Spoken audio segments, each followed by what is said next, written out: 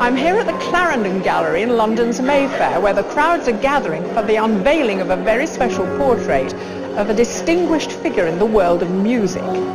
Now, the painting was created by the Sky Arts Portrait Artist of the Year, Christian Hook, and excitement's mounting as we wait to see his latest work. Since winning the competition in 2014, Christian has continued to thrive as a hugely successful artist. Pretty impressive, isn't it? It's outstanding. It's unbelievable. He's collaborated with actor Alan Cumming to produce a spellbinding portrait for the Scottish National Portrait Gallery. I love that. This time he will turn his attention to a prolific singer-songwriter and the iconic figurehead of one of Britain's top-selling bands.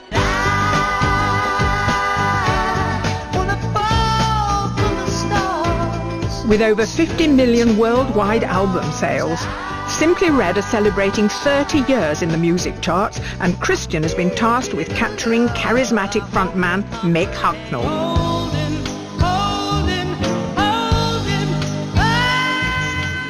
In just 3 meetings, lay in bed with a big smile on my face thinking, I just wrote a song. Christian must gather all he needs to produce his final portrait.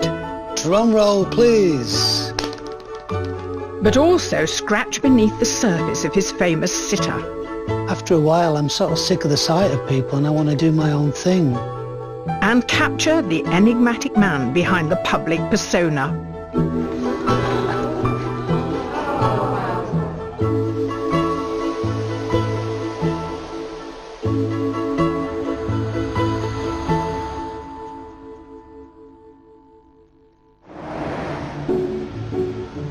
We start our journey back at the Clarendon Gallery where Christian is based.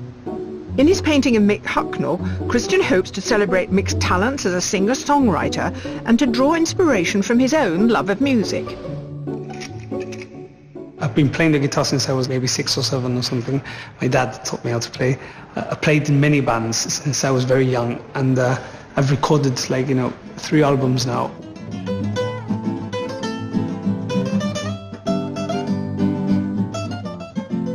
I also toured with a band from Gibraltar that actually got into the charts in Spain, so that was quite fun.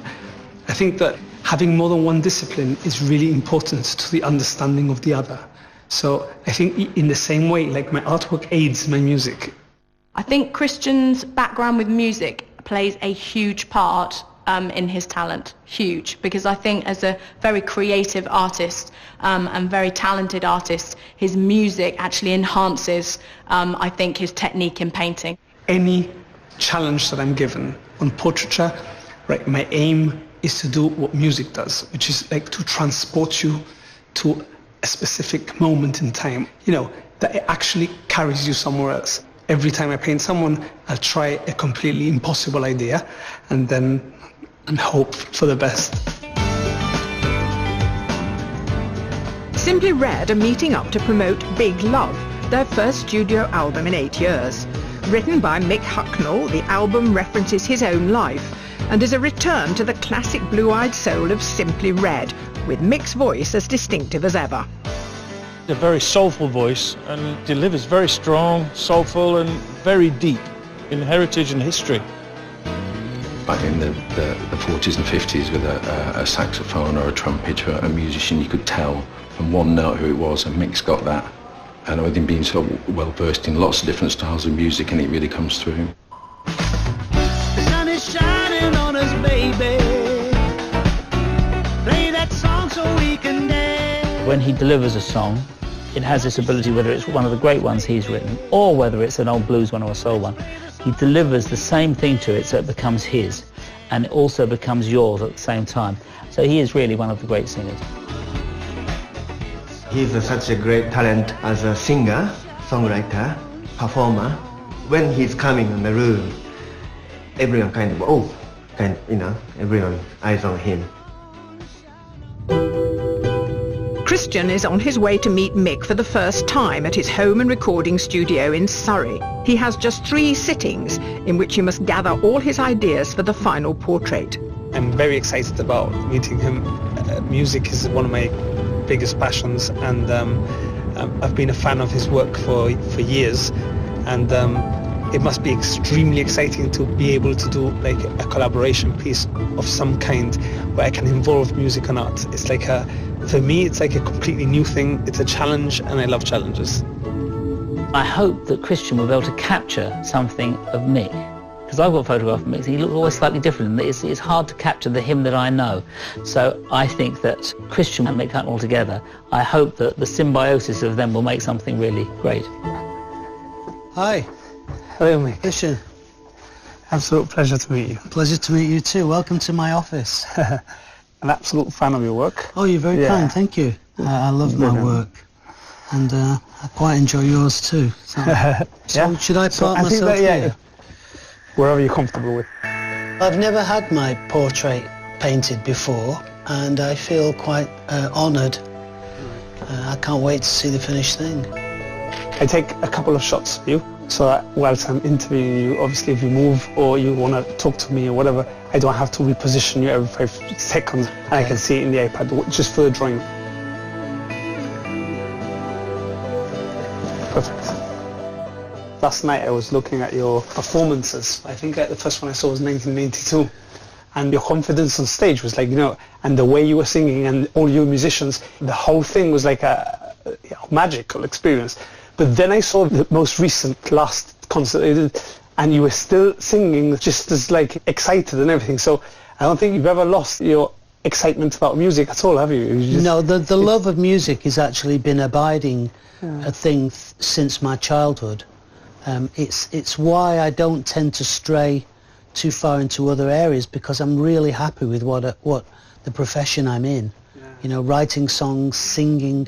I love being on the stage, because the type of adrenaline there that kicks in, it's really invigorating. We're part of a very small club that have had hit records over 4 decades, and we were never called an 80s band or a 90s band or a band of the first decade of the next century. We just have kind of ridden through it because we never really were part of a fashion. We were never part of a genre as such. If you wouldn't have thought, right, I'm going to sing, what would have been like your other occupation? Well, I thought at one point I was going to be a painter, because that's what I did at college. And then I applied to go to Manchester Polytechnic, and they had a School of Fine Arts there. And so I did my degree in Manchester, which was just a wonderful time to be doing it, because this was right at the end of the punk era. So you could be rebellious and do crazy stuff and kind of get away with it, because everyone just thought you was like a troubled individual. Do you have a favourite artist then? I think it would be Matisse, yeah. I like Max Beckmann, Willem de Kooning, Vermeer. I just like a lot of paint. I love seeing the physical. Manet is another great favourite of mine.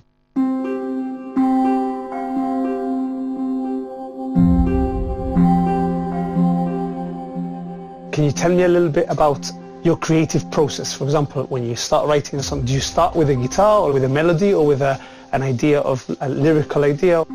In many cases, the song is written before I even pick the guitar up. Right. So I could sing you the song a cappella, but I wouldn't know the voicings at that given time. So then I'll work a little bit on the voicings, and then I depend on the great musicians that I work with to create their own interpretations of that voicing, and I don't really have a major input completely until the end when I do the mixes. And I love that, because that is actually rather like painting, because you've got effectively the faders and all the tones, and so you can then choose on each of these tracks how much and how little you put on. And apart from the actual singing the song itself, I think mixing is my favourite part of the process.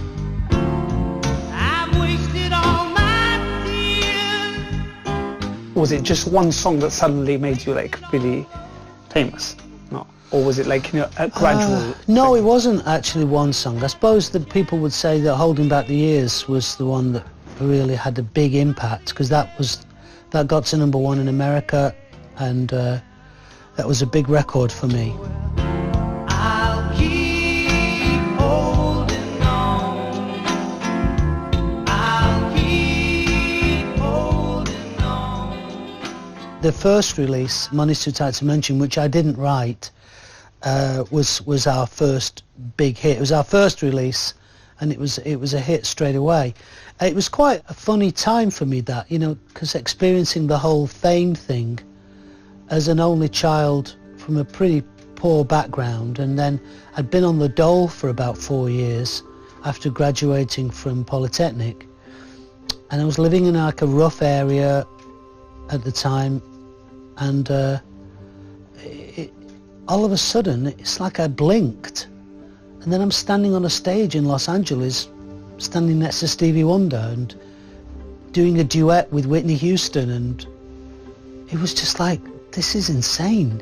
You know, what am I doing here?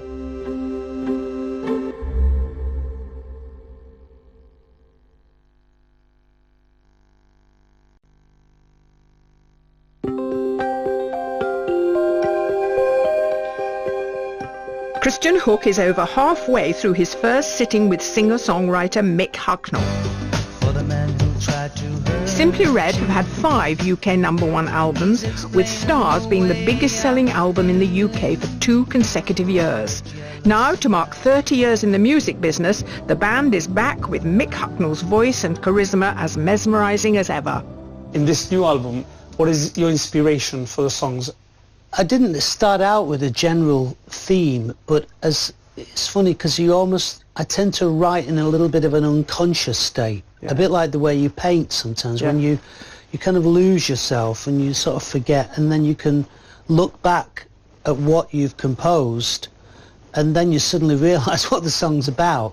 And but the general theme, I would say, is family. You cried, I smiled,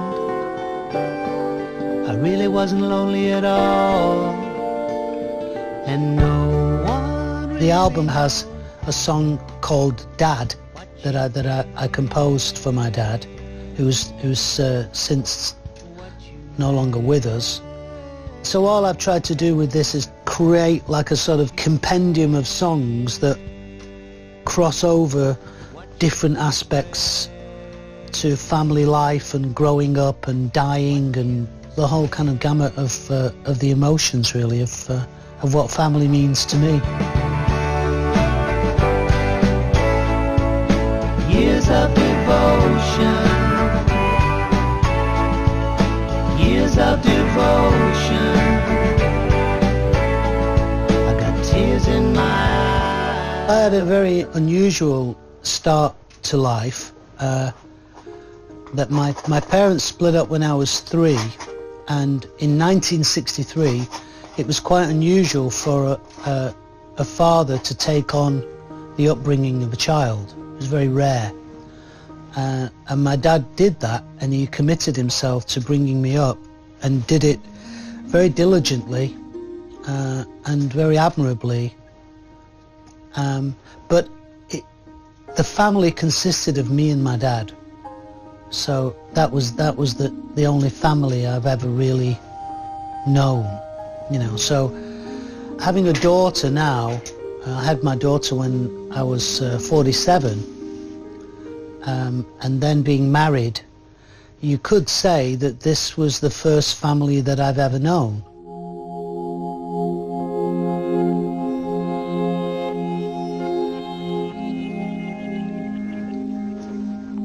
I'm very curious. I can't wait to see the finished thing. It's just like a study. It's not like what a finished painting would be like, but it's got the energy and stuff that I usually have in a painting. I think it looks like you quite a bit. Oh yeah, that's me. Yeah, you've got the likeness very well, I think. I like the eyes very much. As you get closer in, like, you know, it's almost decomposition from the center, and the whole head decomposes, which is what I usually do in my work. Great. Love it. I'll keep holding on.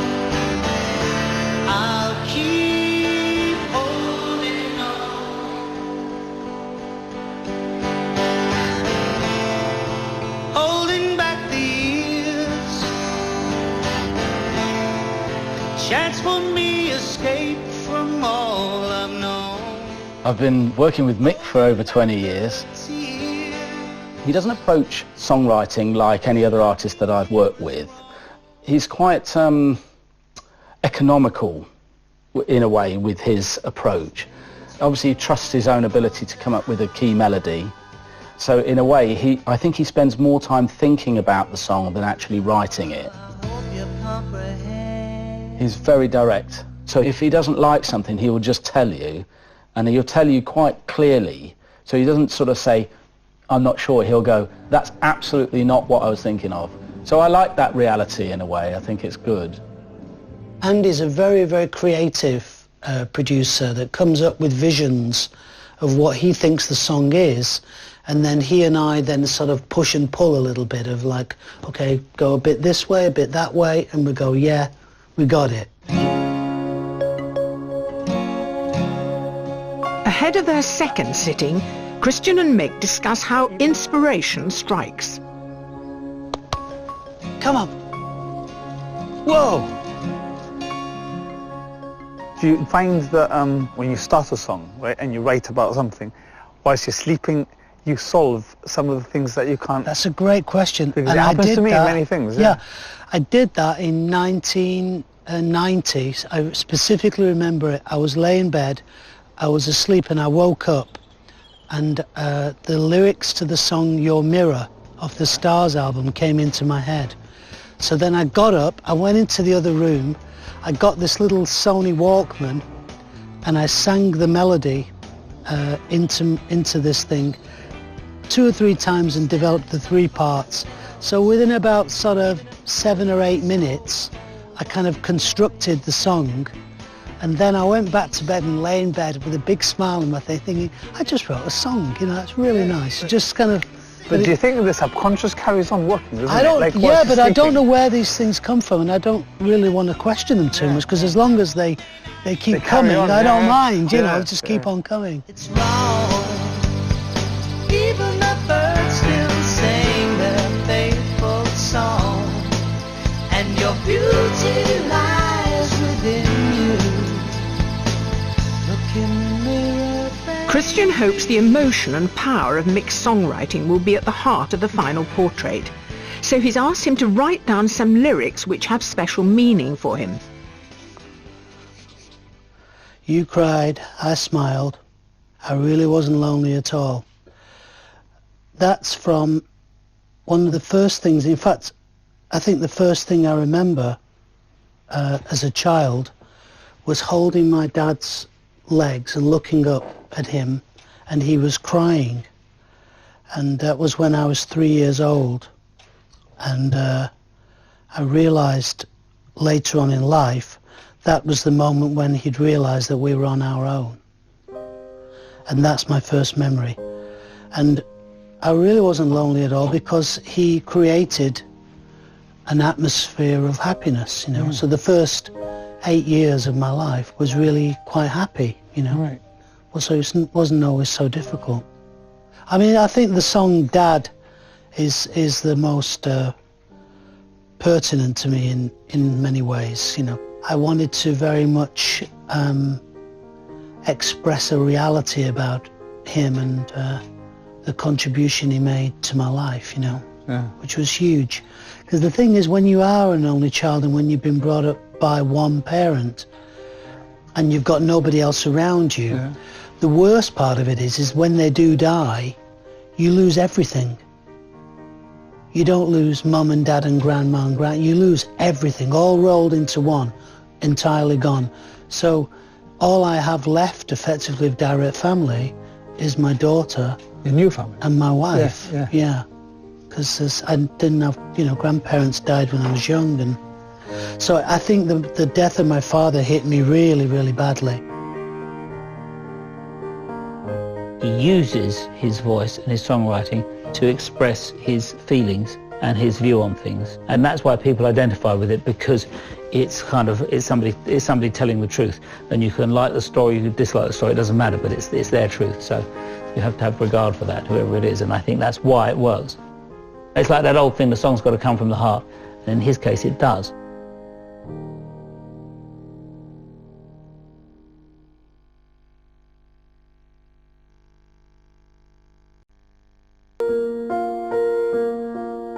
Portrait Artist of the Year winner Christian Hook has been challenged to paint a portrait of singer-songwriter Mick Hucknall. As they spend more time together, Mick has gradually begun to open up about his creative process and life away from the spotlight. He's quite a private guy. I think in a way that's one of the secrets of his success. I mean, he's obviously very talented, but add into the fact that he doesn't play the celebrity game. He does occasionally, but he despises celebrity. I think he always seeks to try and be a normal guy. So how would your friends describe you? I don't know how they deal. I don't know how they deal with me, really. I'm not one of those that says I call a spade a spade. I don't do that kind of business. Because you got to live with other people. You don't live on your own. It's a funny one also, being from a single parent family and being an only child, is that I didn't spend a lot of time around people. And I think that affects your character. Because I'm quite content in my own space. I had a friend I used to work with, and he couldn't stand to be alone. And I was utterly mystified by this. I sort of thought, well, that's the complete opposite to me. After a while, I'm sort of sick of the sight of people, and I want to get off on my own and do my own thing. And that has to be from being an only child, I would think.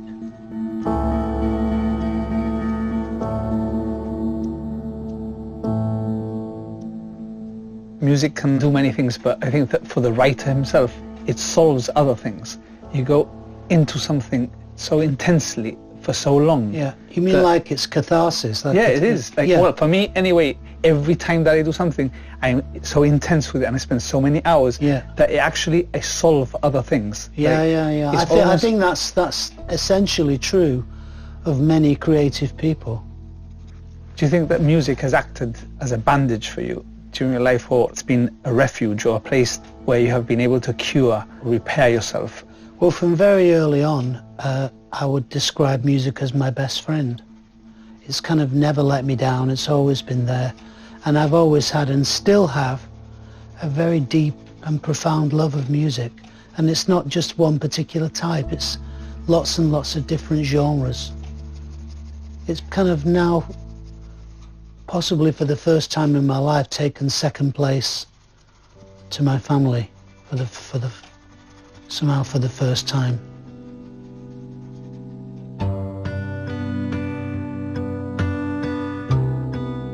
I'm just gonna quickly finish this, and we can do some lyric writing on your hair, and it'll be like a collaboration.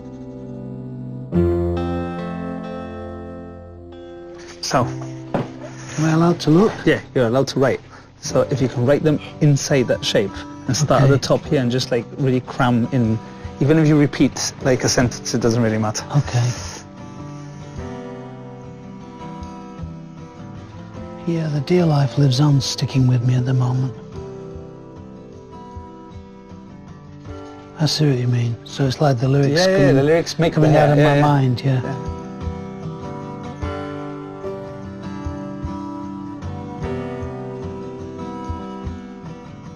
Great. Great.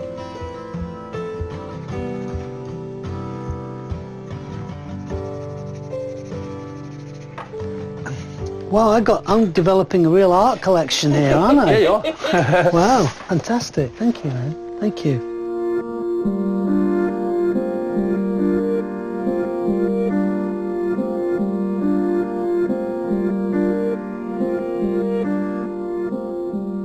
Inspired by the ebb and flow of Mick's handwriting, Christian has come to meet handwriting analyst Adam Brand to see if there's anything hidden in Mick's writing which could help inform his portrait. Hello, Christian. Hi, Adam. Morning. Come on in. He's also keen to find out what meaning might be locked away in his own signature. See what you can tell me from this. It's interesting that you've given me 3 straight lines in the middle there, rather than 2 ovals. But the thing I like is this very long sweep to the right. Now that's about mental enthusiasm. You also push into the lower zone. Do you see that this imaginary line, which is known as the bass line, you're actually going right into the low zone, into the instinctive area? Do you see that? Yeah. But This is very simplistic, going right for the essence of the letter. And what that means is that you like to change objects into ideal forms. And so from an artistic point of view, that's a very good thing to have. The person that I'm going to paint is a musician, and he's a singer, and he's written some lyrics for me, and I would like you to analyze the writing. If you look at this writing, the most dominant thing that you see is the fact it's very large. The second thing is it's very irregular. Crumbs, you only get 3 words on this line. It's very big writing, isn't it? Yeah. Even the slant in places is regular. Do you see that? Irregular slant, irregular slant. Yeah. It's irregular also. Look at the height of the middle zone. You see, it's interesting that how you work in a team is how close your words are. Do you see the symbolism of that? Now, what is interesting about it, here is somebody who's practicing, very happy in the team, but occasionally he's thinking, oh, I've got to get out of here and recharge my batteries, because it suddenly opens up. Do you see that? Yeah. So it's interesting that there'll come a point where he'll say to his group, let's have a break, you know, because you see it in the writing. You see, suddenly opens up this enormous gap. I've got to have a bit of space. Look at this structure. Look at these tenting structures. That's somebody who's quite stubborn, okay?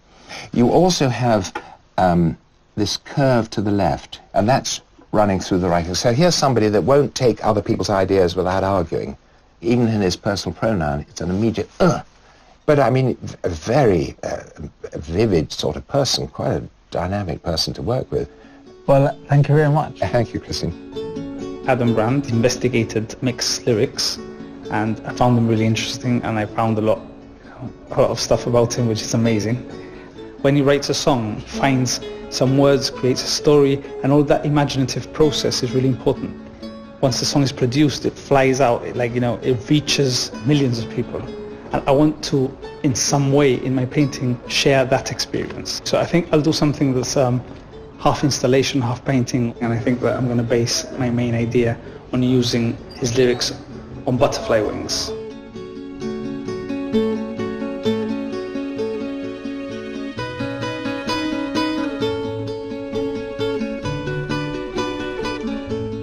After investigating Butterfly's disco self, I've just seen the wings on all of them are really majestic. They have extremely intricate patterns.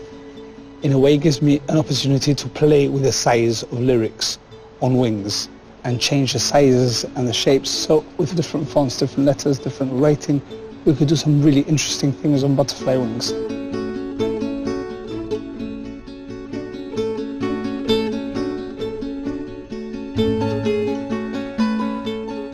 I found this magnificent plant over here. It reminds me of a musical instrument. I mean, these could be like strings, or it could be part of a violin, it could be part of a guitar. It's just giving me an idea to use a musical instrument in some way in one of my sketches of Mick. So I'll think of something to do for next time.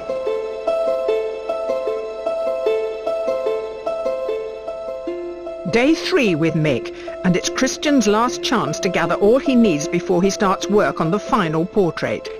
How's that? That's perfect. I'd rather have a portrait where you're not looking at me directly, so you're kind of like, if you're looking at the portrait, you're kind of like this. Do you know what I mean or not? Yeah. During their time together, Mick has spoken fondly about his father, and so Christian hopes to include a symbolic reference to him. I wanted to ask you whether you'd like a pair of scissors to represent like your dad's story in your pocket, like, and you just see the top of them there, or not really. What, I think being a barber? Yeah. So you don't really see it, but hints of it'll just be symbolism. just be like a hint of it. Okay. It was Christian's idea that to have a shot of me with some hairdressing scissors in the pocket, because my dad was a barber. And so just little things like that, little motifs and symbols throughout the image, I think help enhance the specific character of the sitter.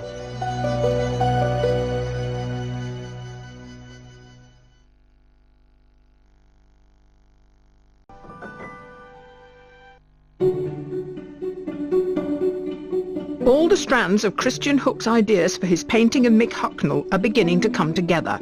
But he wants to make the most of this final sitting with Mick, and what he has in mind is more abstract than his other sittings. This one, I thought instead of using a canvas or you know, a paper or traditional thing, I'd use an instrument and paint on it instead of using a canvas, you know, a different There's so thing. many references to violins in those early Braque Cubist things as well, aren't they? Because I've broken it and painted it and like done different things, so it does already look a little bit like a Cubist thing, especially because it's broken at the back, and it's got, like, you know, some of your songs here, some of your songs there. Actually, so, it needs chopping up a bit more, doesn't it? A bit more, yeah.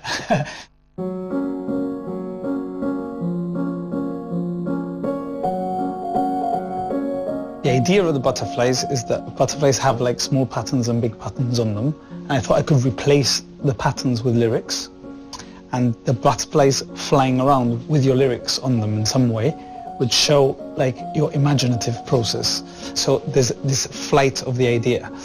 I think that's what I want to show in it. Okay. Are you going to cut them out, or am I? No, you're going to cut them out once I paint you. Cut a few out anyway. All right.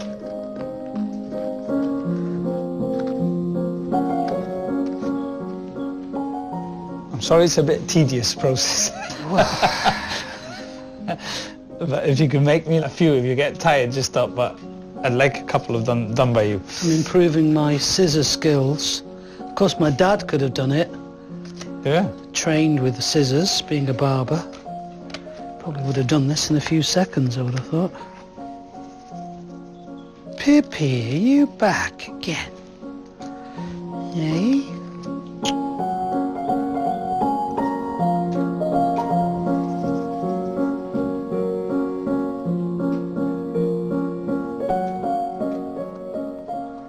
Oh dear, I think I've cut off one of the butterfly's wings. It's not important really, because we're going to use... The RSPCA will have me now.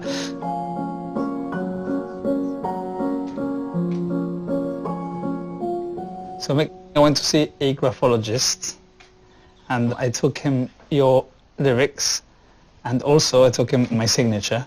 Okay, and what's he that told for? me those are horrid things about me. Oh God. And he told me, no, but he's amazingly accurate. It's just so interesting. Oh yeah? Yeah, I showed him your lyrics, and from your writing he can tell loads of things about you. And oh cripes. And so why? What did he say about you? He said that I'm a great artist and I'm going to do really well. He talked about you and saying that you can be rather stubborn. Well, stubborn... No, it was all good, really. I'm not sure how to take stubborn, because in some ways you could argue that an artist needs to be stubborn. Yeah. Any artist that's made any mark tends to become sort of anti-academic. Yeah. All the great painters that I can think of were considered like hooligans when they were at these art academies.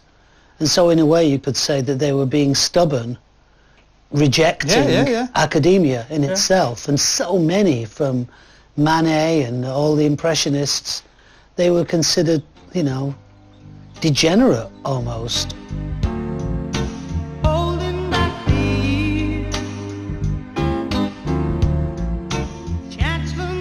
Have you got a favourite song you've ever written?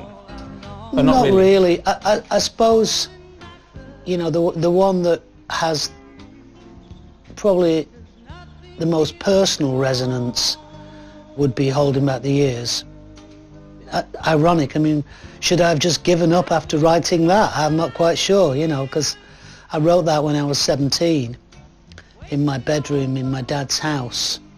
I wrote the first part, and it was actually the second song I ever wrote.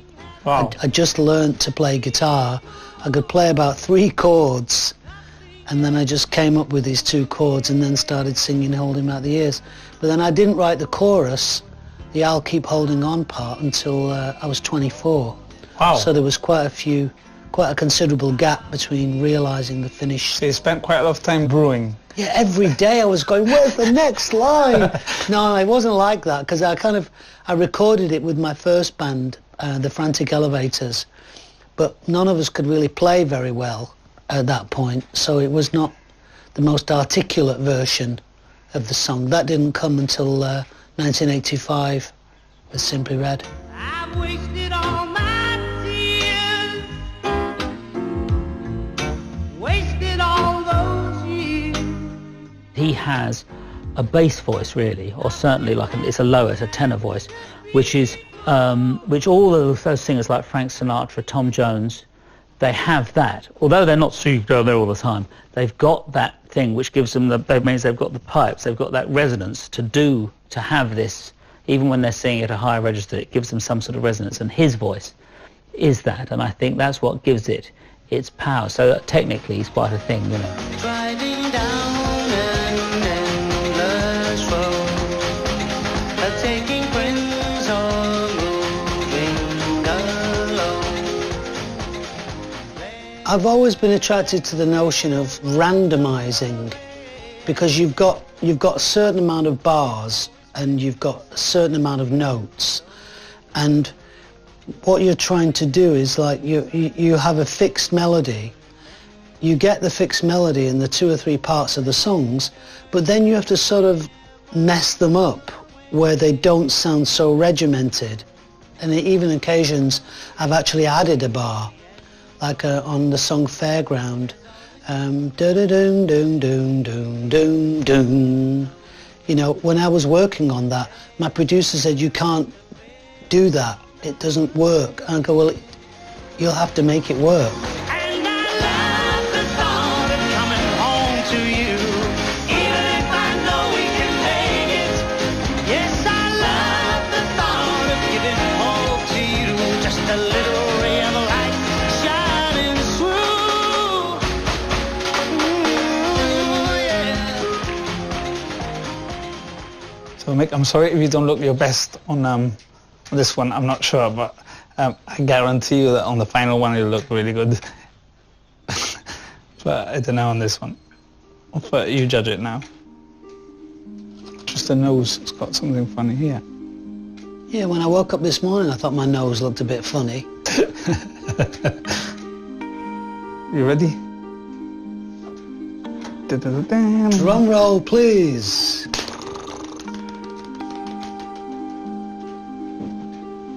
Whoa.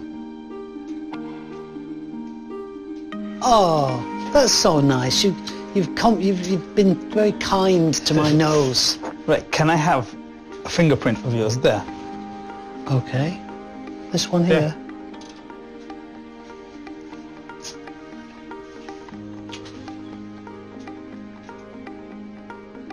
Oh, right, that's it. Is that good? Yeah.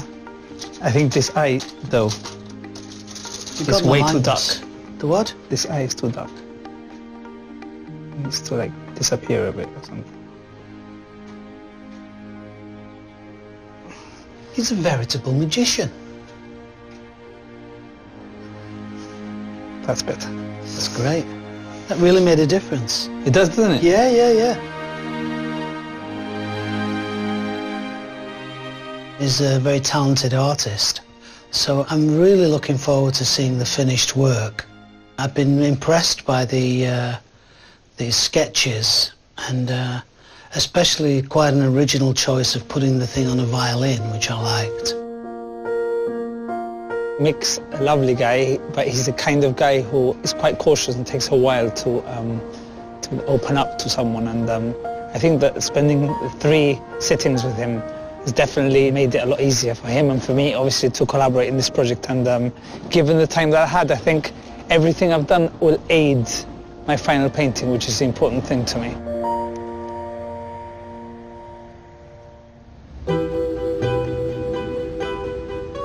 Eager to make a start and put brush to canvas, Christian has returned to his studio at the gallery to bring together all his ideas for the portrait. It's interesting for me to try and capture the idea that a singer or songwriter can give birth to an idea and project it, and they take flight, and that process is what I want to capture in the painting. So in this particular one I'm using this butterfly idea. So these pieces of paper have been folded and then I've painted them inside the painting. Hopefully I'll have them around the frame, the real pieces of paper, and I'll have them flying around the room. So it is almost like an installation of lyrics moving around the ceiling and then coming into the painting, and he'll end up with one butterfly on his finger, which symbolizes the beginning of his idea. I'm really looking forward to seeing the final portrait. And one thing I hope that is in it is his hands, because I think Certainly in a lot of portraiture, the hands of somebody often tell you a story. I mean, I work with my hands, and so I often notice people's hands. Mick has great hands. He's got quite long fingers, and he's got actually what I would call, I don't know what, he's got like guitar player's fingers, but he's got rather elegant hands, so I hope that the portrait will include them. After weeks of hard work, it's the moment of truth for Christian. His portrait of Mick Hucknall is about to be revealed to an excited crowd. But how is he feeling? I definitely think I've challenged myself with this portrait. I've personally succeeded in showing what I wanted to show, but I'm not sure how much he'll like it. The sun is shining on us, baby. Mick is here with his wife, friends and Simply Red to support him. As tension and anticipation mount, nothing more remains but to unveil the portrait. The moment arrives. Christian, shall we unveil this portrait?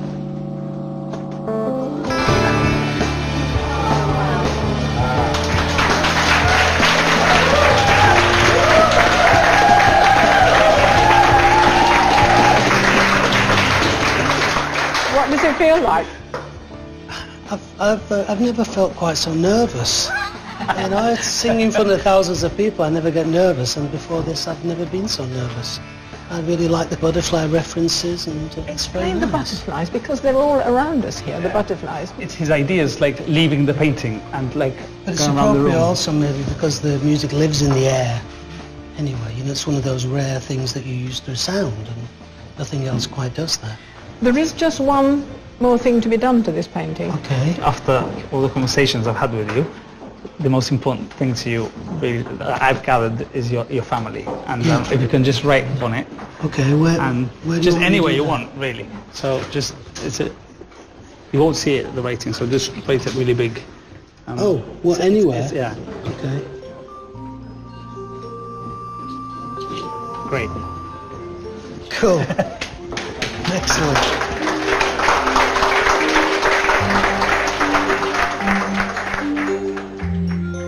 It's an appropriate conclusion to the process, you know, because we went through the sketches, we had plenty of dialogue and talking about various parts of my life and personality that he wanted to capture in the image, and I think he's culminated with this piece, you know. There's just a lot of nice motifs, but more than anything I like the colours, I like the tones. He seemed to have liked it. He recognised that all the ideas that were spoken about were in the painting and outside the painting, and the experience was a reflection on what we discussed. So I'm pleased with it. But there's one last surprise to this painting.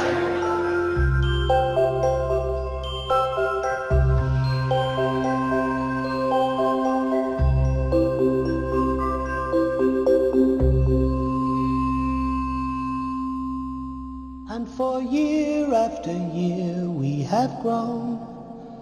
I believe in you more now I've known. Big love, big love, big love.